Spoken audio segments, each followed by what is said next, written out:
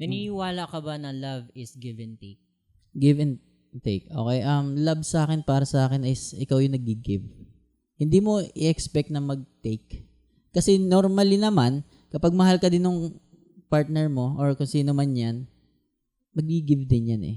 Kaya ang focus mo mag-give at wag mo nang isipin yung take kasi normally ibibigay din niya yun sa'yo. Yeah. Yun ang nagiging problema madalas kasi ngayon sa kabataan. Gusto nilang maka-receive ng Take love. and take. Yeah. Gusto nila ng, ay gusto ko to, hindi mo pinaparamdam sa akin. Di ba binati kita good morning, ba't di mo ako binati? Tapos yun pati ang ginagawa nilang parang ideal ng relationship na Yes. dapat binibigay mo sa akin yung mga gusto ko. Yeah. Na imbis na ikaw yung nagfo-focus, ano Tama. nga ba yung pwede kong ibigay sa kanya? Amen, yes.